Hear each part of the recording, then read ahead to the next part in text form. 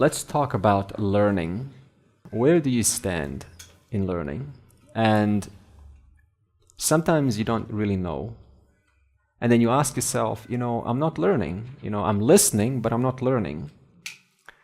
And the reason for this is, we can explain this in a simple chart.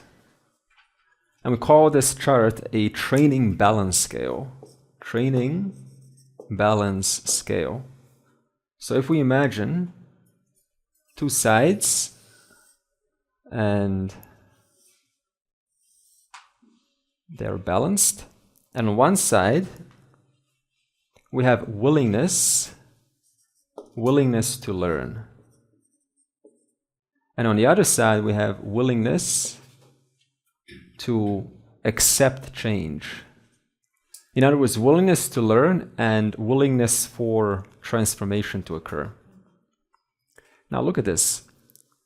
Suppose you have a high willingness to learn. Okay, so you're open, you're curious, and you want to consume information. This is clear. So we put a 10 out of 10. 10 out of 10.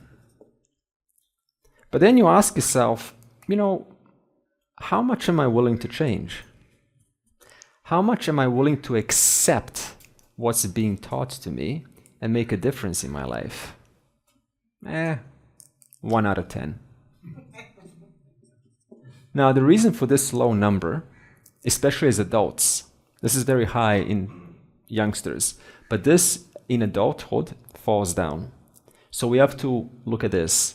See, the reason for this is because we tend to be established in our old ways.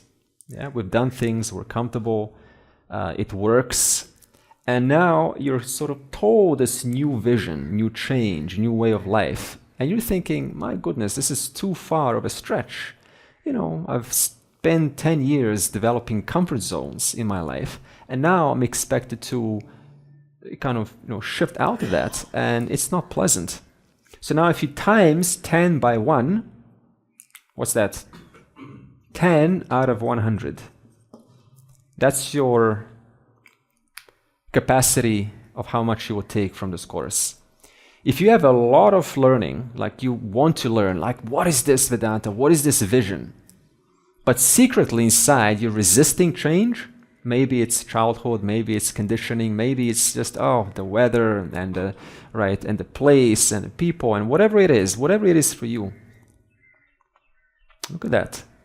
That's how much you'll get. You'll get 10 potential percent, 10% out of 100% you could possibly get. So then we have to talk about, how do you increase this number? How do you increase that 1 into at least 1 more, or say 2 more? So it's 3 out of 10. We're not expecting too much.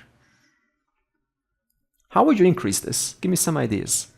How would you increase your motivation to change? How do you increase that ability that, I want to just change my life. I want to see things differently from now on. So one of the ideas is implement. So you create pain. So how do you create pain? Because see, what is it that doesn't want to make you change? Think about it. What is it? This is a serious question.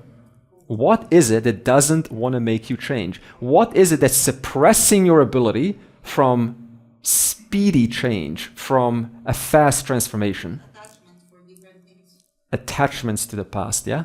Attachments, yeah. Comfort zone is Exactly, comfort zone. Sometimes even I'm invested in a certain group, and if I change, I'll be excluded from the group. So, what abandonment?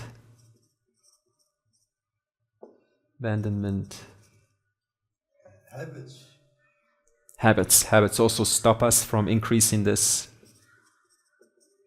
I want you to really think now, solution mode. So we know what's stopping us. This is enough. Attachment, abandonment, habits. Think now for yourself. What would I have to do? This is your question. So that I increase for myself this number from 1 to 10 to something higher. What would it be for you? Think about it. Usually the life it brings you there. You have to reach the bottom and then... Reach the bottom. I mean, suppose you are, okay, but what about now? Like instantaneously? Prayer. Prayer, okay. So solution mode. Prayer. Faith. Huh? Faith. Okay, faith. Courage. What about recognizing right now, getting in touch, and saying to yourself, is this working? Am I just sort of wasting my time? Is this working? Like, is my current method of change working? Like, be brutally honest to yourself now. Everything you've done so far, for as long as you've done it, are you happy with the speed with which it's happening? Brutally honest. First step, acknowledge. Okay, so having acknowledged I'm not entirely fulfilled, and yet I know I can increase this right now, what would I have to do that right now in this course to increase this number, to have willingness to accept change, to receive this and allow myself, as someone said, surrender, to make a difference in my life, in my physiology, in my mind, in my perception. Think about it. What would you have to do to increase your willingness to accept change? Someone said pain, get in touch with pain. This is a very powerful technique. You really start to see how many things have I been doing so far in my life, and are they working, and how well are they working? And you say, well, no. Okay, I'm like tired of slow change. You really get brutally honest to yourself and bring that pain of no progress, and make sure you feel it. You can feel it in your body. You know what? I don't like this. I don't like the amount of change. I've just been listening to these courses, year after year after year, and there's no real change. I want change. Prayer. What do I do to change, Lord? Guide me. See the benefits. What's in it for me to change? This is a big one. Why should I change? Why should I change? Do you know? Do you know clearly right now, why should you change? Why should you change? Everything's okay in your life. Why should you change? Brutally honest. Why? Because we suffer. We are resisting the way life is. We want life to be different. You want life to be different. I want things to be better. I want things to flower. I want things to work for me. I want to live this vision. I don't want to just keep on flowing the same way again and again and again. I deserve to change because I'm given all the tools today to do so. Good. And one thing that I pick out there is, why is it that I'm not changing? Perhaps someone wrote there, I'm attached. I'm holding on to what's comfortable right now. Because you cannot quite move forward unless you're secretly holding on to something that you're getting some fulfillment, some kind of security from. So what would you have to let go for that change to occur? See, sometimes family can hold us back. You don't want to be abandoned. You don't want to sort of be this outsider. So now I secretly change my behavior to conform to those people who matter to me because I'm so dependent upon, my well-being is upon their presence. And if I change, if I allow any change, what of me? I'm going to be kicked out. So now, having taken this into account, perhaps you can reason and say, being given this mind and this body, it's my duty to change. It's your duty to change. It's your duty to evolve. You're a manushya, a thinking being. Why should you change? How can you increase that number? Find this out. That's your personal homework.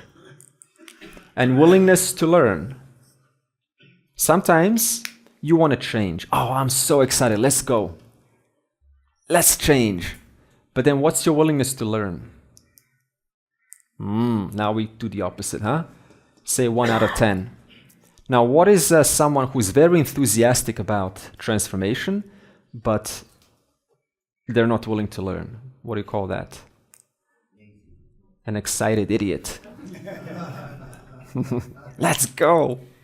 And then the learning comes like, oh, that's great, that's great. That's a great saying. If you don't know where you're going, any road will lead you there. Any road will lead you there if you don't know where you're going. And you cannot afford for that to happen. So how do you increase this number? This is a training balance scale to find out. So the reason I brought this up is throughout this course, every day you can assess where am I today on a scale or right now, willingness to change and willingness to learn. Sometimes you may doze off. You may have the willingness to learn, but because of that heaviness, I don't want to change right now. So use this to your advantage to help you balance your mind. Yeah, and that's true. So it's not like, see, this is of course pertinent to different areas of our life. It's not all across the board. In some areas, with some people, you have isn't it true? With some people, you have a high willingness to accept change. With others, not so much. Yeah, that too helps us recognize with whom do I allow myself for change to occur. And willingness to learn, of course, this will fluctuate throughout the day. And some parts in this course that we talk about, this may doze off, this may fall off. But other parts will go up. So it's okay. If you're not learning in some parts, it's okay. That's going to come back up. Okay? Now the second chart of learning is the Ebbinghaus learning curve. Ebbinghaus learning curve. So if we take a vertical and a horizontal, 10, 20, 30, 40, 100%. And here we'll put day 1, 2, 3, 4, 5, 6, 7. So these are the days.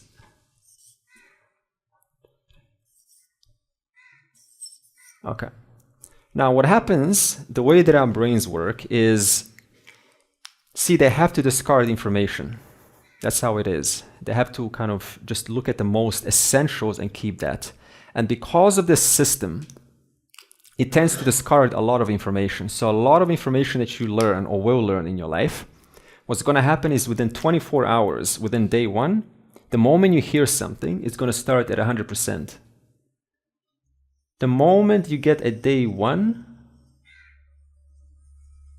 that is already going to drop down to 40%. So this means whatever we learn, whatever you ever learn in one day, by the end of that day, 12 o'clock, right, a.m., you've lost 60% of everything you learned. And most of us only learn once, don't we? We only read a page once. We usually don't revise it. So this means that if you don't revise it, you're cutting yourself short. You're literally throwing away 60% of information. By the day 7, everything you learned today will drop to around, on average, 20%. So with a week, you've lost 80% of everything. Think about that. So the question is then, how do you bring this back up? How, when I learn something, how do I bring it back over here? And the next time it drops a little bit lower over here, a little bit lower over here, and then by day 5 or 7 it continues around 80 to 70%. How do you do that? By repeating. Yeah, that's the only way. That's the main method. So in other words, the reason why we have these questions is to overcome this phenomena. So the questions, see, it's my job to allow us to input as much information as we can during this course. And the questions allow you to do that. So the questions may not feel comfortable, but they're for your benefit. So you're fighting against this very phenomena of information drop-off. And the way to fight it is, of course, to review, which is why we will review tomorrow a little bit, but questions will also help you review. So think about it, how to study. This is how to study, the science of studying. The first is, where is my motivation level? Am I learning? Training balance scale. And second is, How can I ignite that information from yesterday? And that is with recognition of this. You have to review at least 2 times. At least 2 times. Just 5 minutes of review goes a long way to retaining, instead of 20%, you keep it at least, 60%. Just 2 times of review. It's not hard. Anything that has a repetition, it becomes, it develops new neurons in your mind, in your brain. And so it definitely, you can't go wrong with repetition. Whether it's mantras, learning something new, nididhyasanam really is basically just reigniting that knowledge so firmly in your personality that you are innocently shining it. People say, wow, it's like, what's the big deal? How is that done? Through repetition, repetition, repetition. This is why our nididhyasanam in the Shastra is a continuous process. It's all about deepening that knowledge, letting it percolate. What's that word? Ebbinghaus.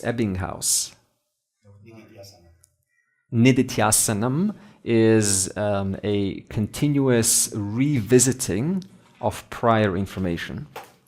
And purpose of it is to inculcate, to make it part of your being. So verse 3, so we talked about the 2 paths, and that is pravrti marga and nivrti marga. And see, everyone wants to get rid of a condition from self. When there's a condition on the self, what do you want to do? You want to get rid of that condition. You don't want to get rid of yourself, do you? No, you want to get rid of something that is on me. I want to get rid of that. And how do we get rid of that? 2 paths. One of them, the most common, is pravrti marga. I pursue something and I get it. And that temporarily alleviates that condition from me. And I go, I am back to my natural state, peaceful. The second path, the problem with the first path, of course, is then it only just makes the scratch even more bigger. So now you want to scratch it more. The second path is nivrti marga. This path is the recognition that what I really want is I want to be at ease with my existence. At ease with my existence. Not once, but permanently.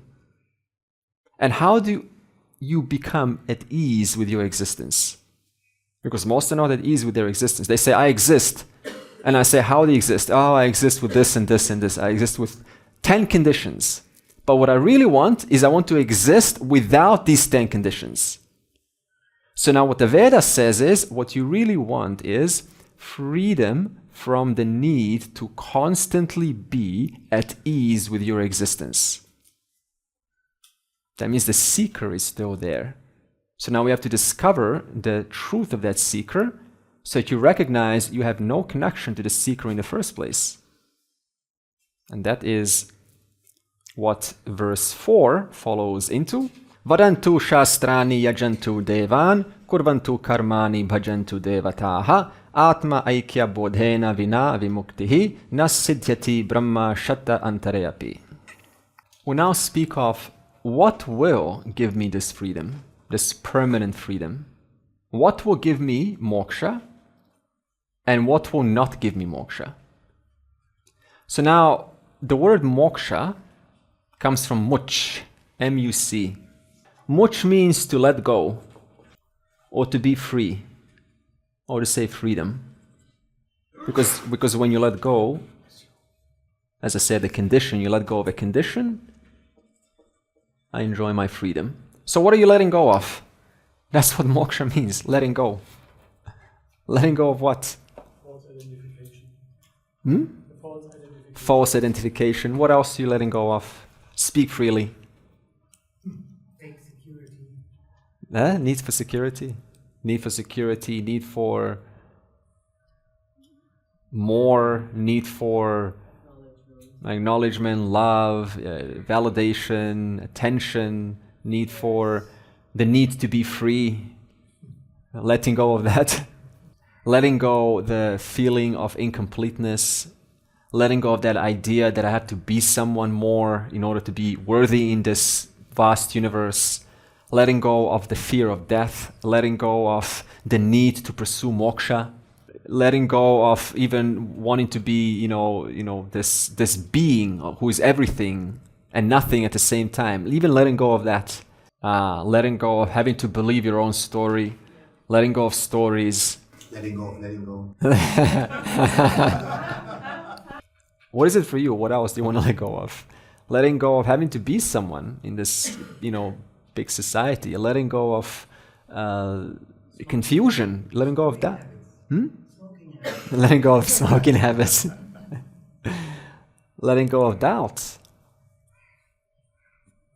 I guess so many things. The whole world just wants to do this. Just let go. Let go of my desire that keeps on bothering me all the time, that causes me to go here and there and have to pursue it. Letting go of that.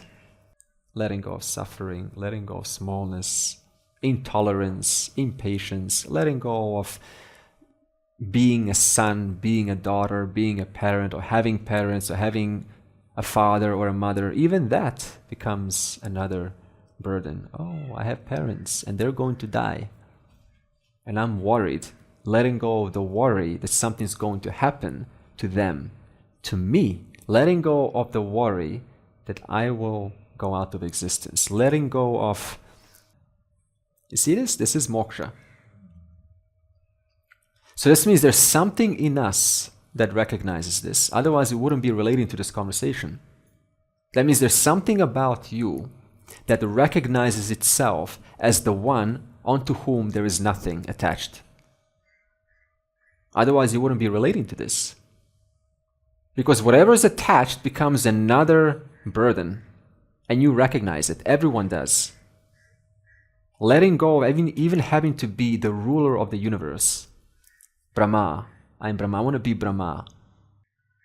So now we have to, in verse 4, recognize what's the connection between freedom, letting go, and moksha. What's the connection between those two?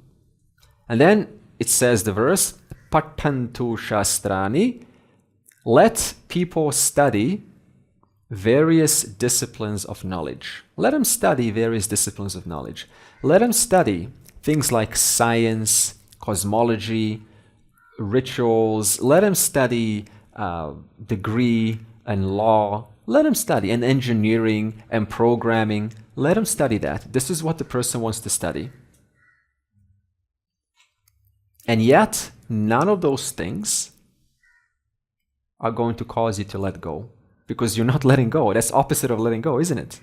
That's attaching. More attachment onto whom? On what is the center of your life? What's the center of one's life? I. Isn't that true? Everything you ever did was for whose sake? My sake. So letting go for whose sake? My sake. Detaching from things, from burdens, for whose sake? For my sake. Letting go of smallness. For whose sake? For my sake. Getting an education, a degree, a title in the society, for whose sake? For my sake. Being some important character, for whose sake? For my sake. Studying for 10 years and being, an amazing character in this world, for whose sake? For my sake. So everything is centered onto whom?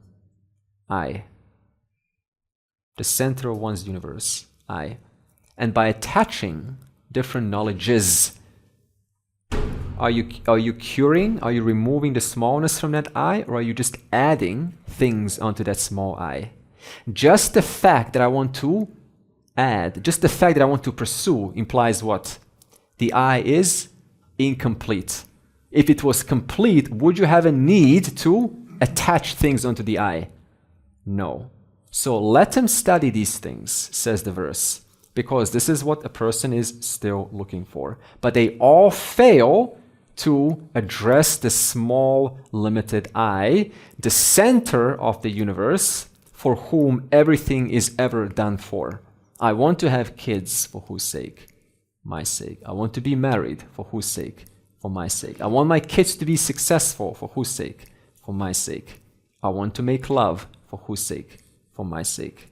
I want to enjoy, for whose sake? For my sake. Have you ever done anything for anyone's sake but your own? No. Brutally honest, no. That's the truth, and it's a hard truth to admit. There's no such thing as, oh, I sacrificed for you, I worked for you 12 years, 10 years, I was behind you, supporting you. No, you were supporting me for your sake, because you enjoyed it. It was giving you something. Admit the truth. It's called brutal honesty. Why brutal? Because it hurts to be heard. So first I have to admit everything's ever done for the sake of I. And the fact that everything's done for the sake of I shows me that that I is incomplete. Otherwise, that I wouldn't have to search and search and search for the sake of adding something onto it. That's why initially I said this is not additive knowledge, this is paravidya, subtractive knowledge. Removing the notion that this I is incomplete. That's what the course is about. Not adding more or feel good knowledge onto this I. Look at this. Hey, let's come here and feel good. So what I'm going to do is I'm going to give you some good snippets and make you feel good. And you're going to pay a lot of money for that, $10,000 sometimes. That's what they do. Walk out, great testimonials, but in 1 year, you're still pursuing to get rid of the limitations onto that I which was never resolved. So the teacher in Vedanta has to thus remove this false idea that your I is incomplete, because that is simply not true. Let them propitiate various gods through puja, bhajantu devataha, and Vedic rituals via karma, altruistic activities, digging wells, building temples, kurvantu karmani, building, etc. Let them do all this. Let them propitiate gods. Let them do puja. Let them do Vedic rituals. And that too fails to give you moksha. Why? Because the Veda, being split into two parts, which is the first, which is the karma part, the karma kanda part. And the karma kanda part deals with basically three parts. How to gain security in life, a certain protocols for more security, protocols for virtue, and protocols for pleasures in life. And you use this book, it's like a how-to. You use this to enrich your life, which is a very valid purpose. We all want to enrich our lives. So we're not at all discarding the first section. We're just saying it's there to enrich this small I. That's all it does. All of those pursuits, no matter how glorious they are, they cannot solve the problem, because they don't let you let go of this small, incomplete I, number one. They maintain the I, the small I. Number two is because every action, logically, is limited. You see, can a limited action done by a limited being ever give you something that is infinite? Let me rephrase that. Can a finite, like a finite action, what is a finite action?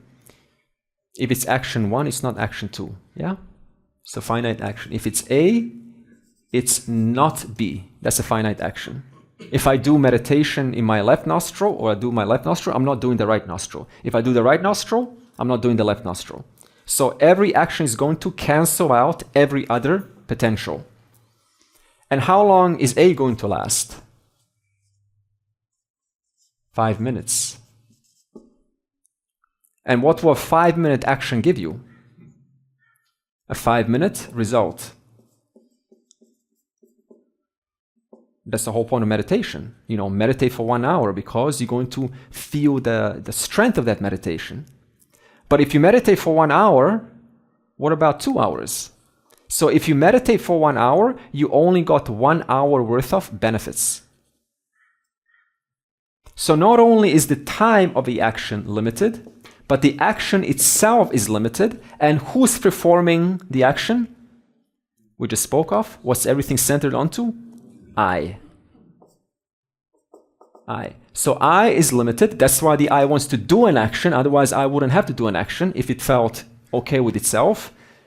The action itself is limited, and the time that the action is done is limited too. That's 3 limitations. So now, if you logically, through maths, take finite plus finite plus finite plus finite plus finite, how many of those finites do you have to add to come to infinite? Infinite. Doesn't make sense. So in other words, no matter what you do in terms of these 3 pursuits, artha, kama, and dharma, as useful and important as they are in life, to enrich our life, they cannot let go, because letting go leads to freedom. And freedom is limitlessness. We're not talking about limited freedom, we're talking about limitless freedom. Therefore, we have to understand at what point do we appreciate this and where do we need to move on.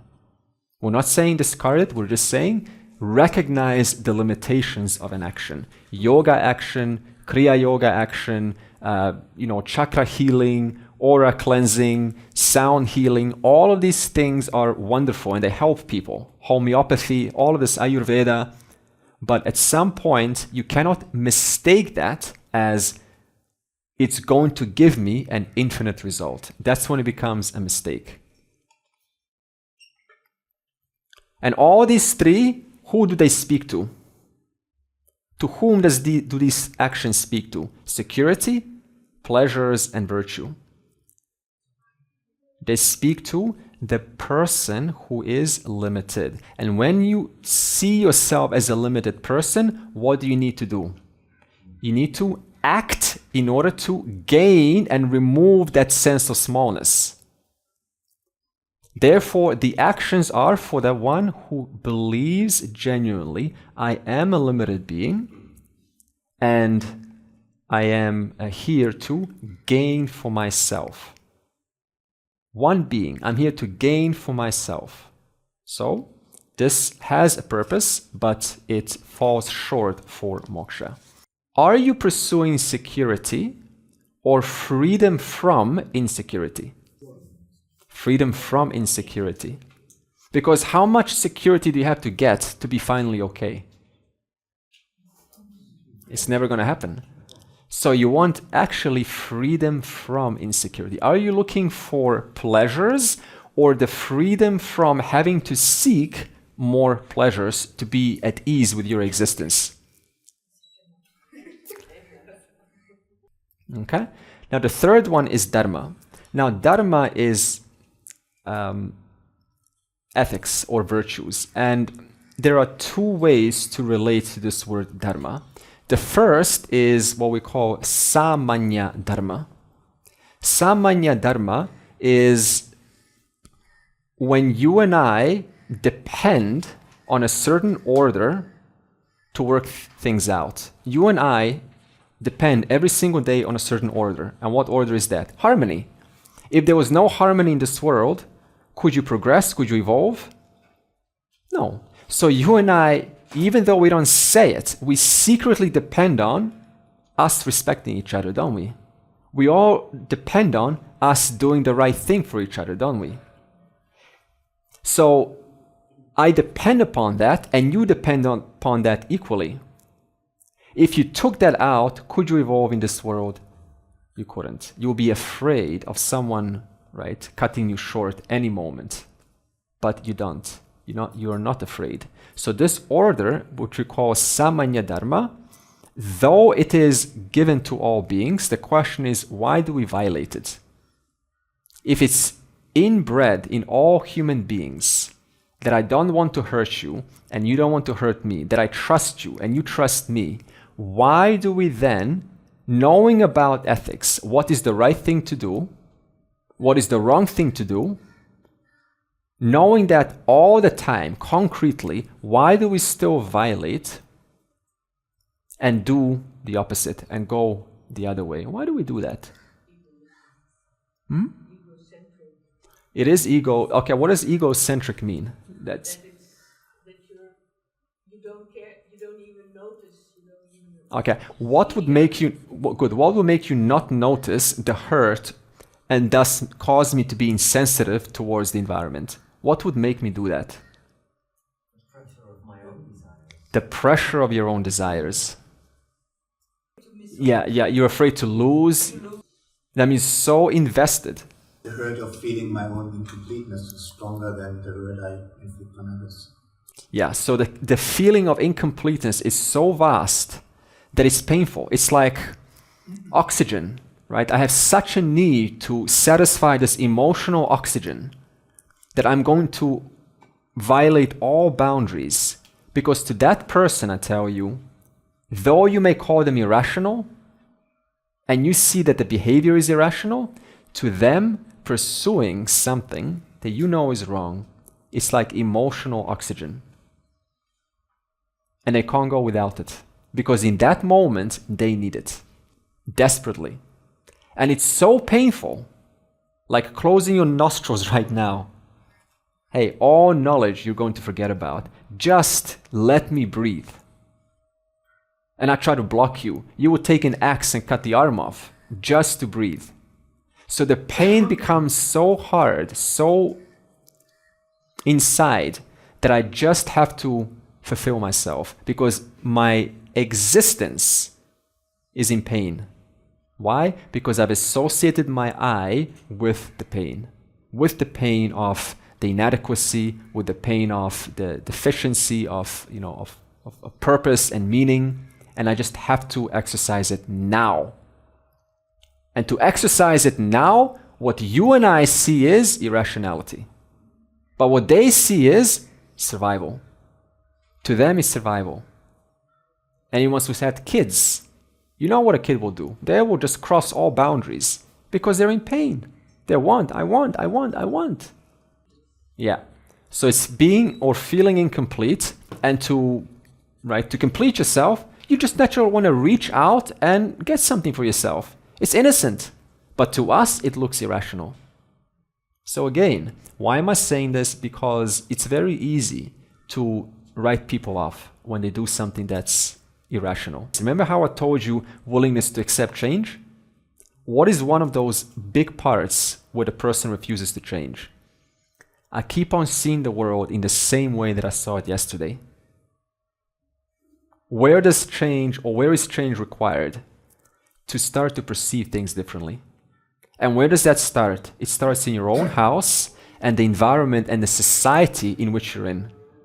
Hey, what's the point of this Vedanta if we walk out with the same perception as before? That's not change. The quality of a wise person is one whose perception is aligned with what is. I recognize your pain. And instead of focusing, oh, you fool, oh, how could you do this? Oh, look at the opportunities you're given, and you should be acting so much better. The wise person sees you're acting from a certain amount of starvation. And the only way to fill that void right now, according to what you know, is to violate, to what to me looks like, violate basic ethics. So this means, what does this mean? I have to exercise a certain amount of patience and empathy for other people's insanity. And that's the hardest thing to do, isn't it? Exercising empathy for somebody else's irrationality. When it's so easy to dismiss them and just do the same old, interpretation like before. And that's not what Vedanta is about. Otherwise, why is one here? You know what I mean? Let's make a change in perception. Let's attempt to train this mind every once in a while when it deviates away from looking at the matter in its wholeness, this person is acting from pressure, from past causes, from conditioning, from, maybe their parents split up. And you know how hard it is when parents split up. It affects the kids. All these things come together and make the person who they are right now. And it's my job, your job, to at least account that as a single thought in all of your vast thoughts of, like this and complaining and like this. Just one thought is enough. That's Samanya Dharma. And the Samanya Dharma, what Vedanta shows you, is that when you violate it, who becomes the loser? Yeah, the one who has violated becomes the loser. And this is feedback from the Lord saying, you're on the wrong track, buddy. You fell off the tracks. Come back online. And how does this guilt come when someone violates Dharma? Guilt. But because they're starving for oxygen and they're experiencing the guilt, how does the person cover that up? Keep telling the story. No, I need this. This is good for me. I never got anything that I wanted in my life. For the first time, I'm now addressing my own needs. I deserve. I am a man. I'm a woman. Look at others. They're happy. You add social media on top of that, and you see everyone, all those fake smiles. And now you even have more reason to act in a non-dharmic way. Immediate. That's drishta pala.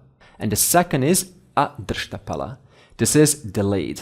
This is future consequences. So when we violate something, when we speak harshly to someone, or perhaps impatient, or we do something that cut corners, though you may feel a little bit of guilt in the moment, what really happens down the line is there's a cost. And what is that cost? Low self-esteem. What kind of a person am I? If I can violate this and if I can get away with it, then so can others. Therefore, now I can't trust you. This is a common phenomena. When someone is doing something that's not right, what they will do is they will often project and say, I don't trust you. And you will get all shaken up. What did I do? What they're really saying is, I'm doing something that's not right and I'm getting away with it. Therefore, what do? I project that onto the world. Therefore, you too might be doing something and possibly compromising my need for happiness. You're trying to do something and compromise my happiness. I don't trust you. And all you're trying to do is help them.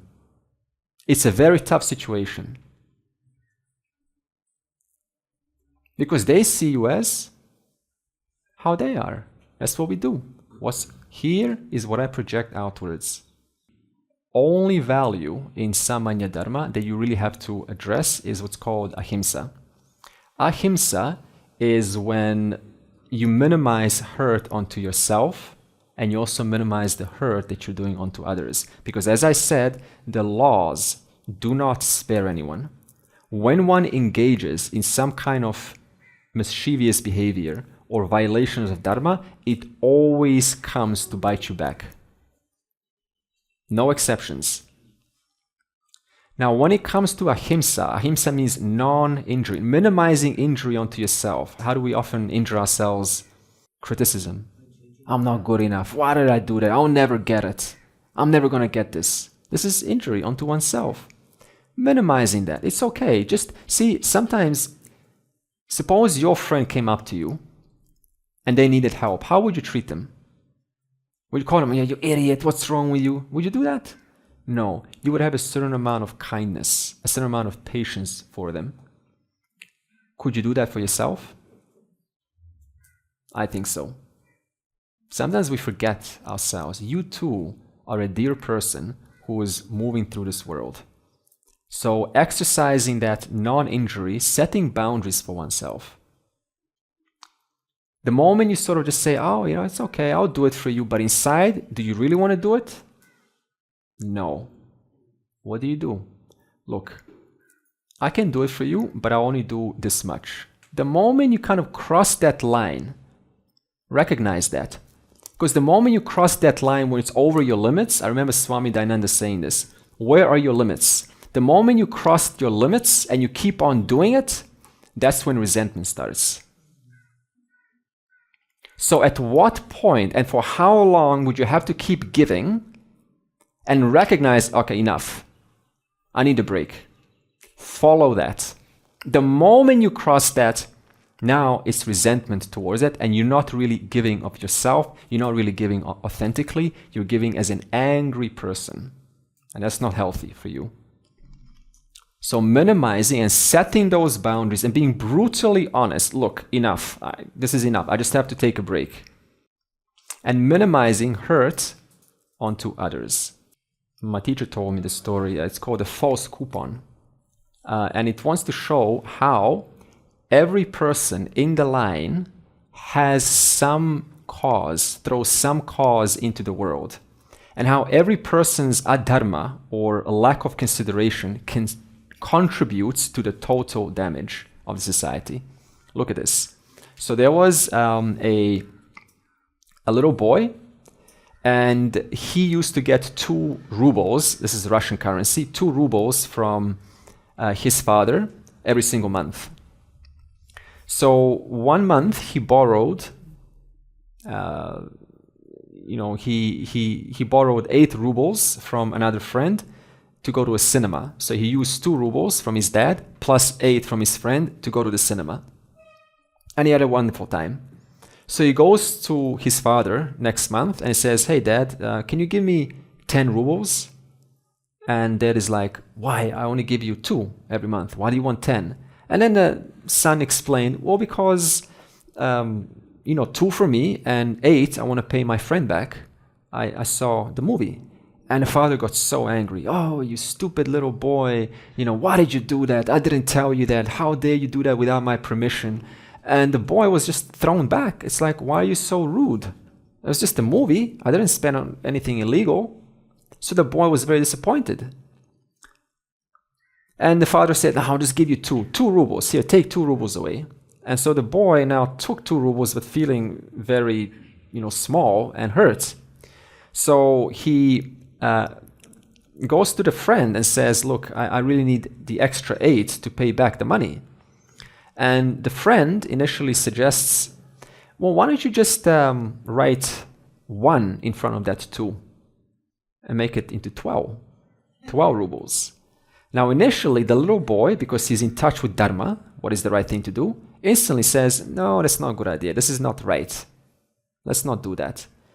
But then his friend convinces him and says, No, just go ahead. No one's going to find out. You just write 1 and we'll go to the store and we'll buy something and we'll get the right change back.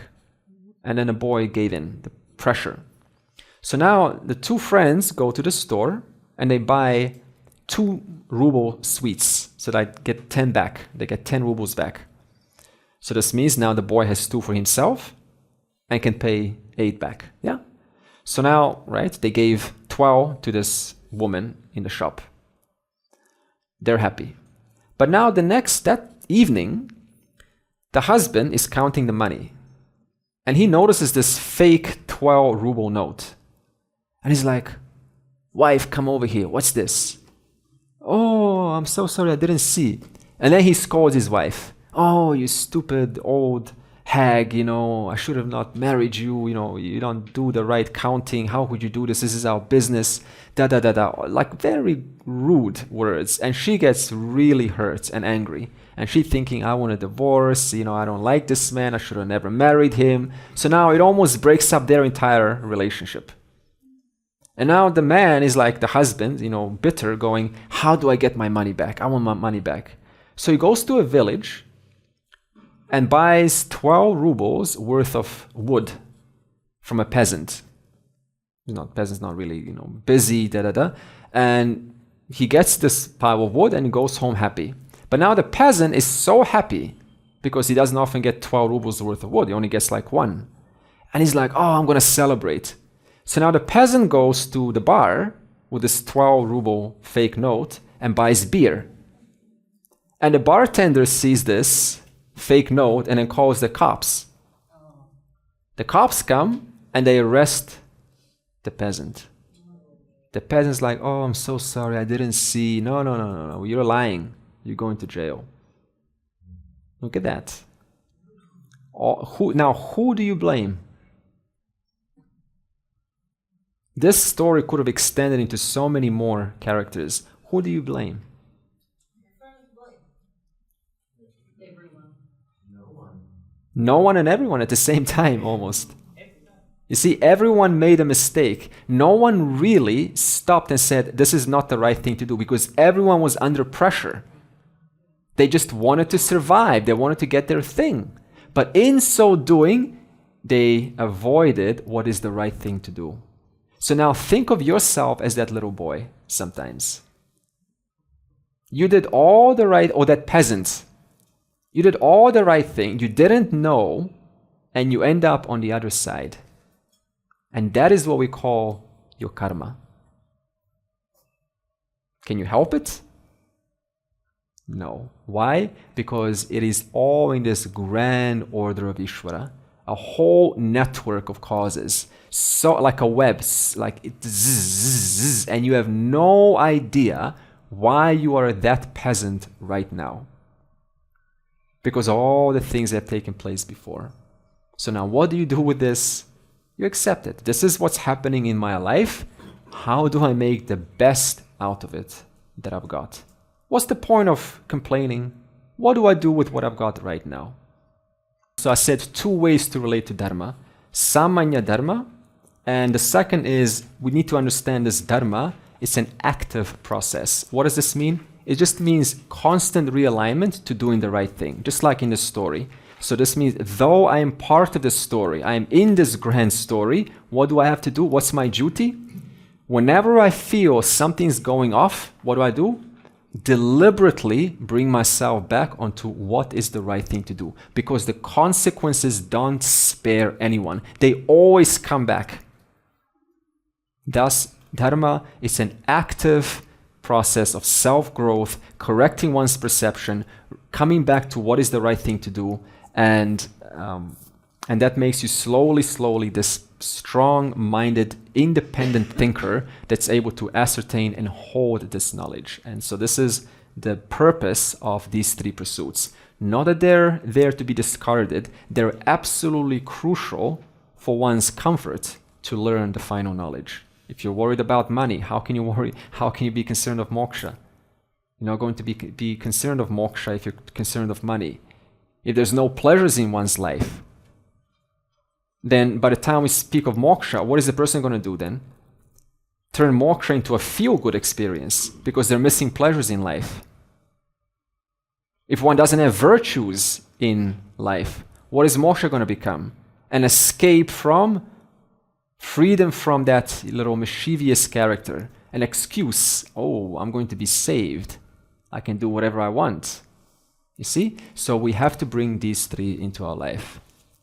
Purnamadav Purnamidam Purnat Purnamudachyate Purnasya Purnamadaya Purnam Eva Avashishyate.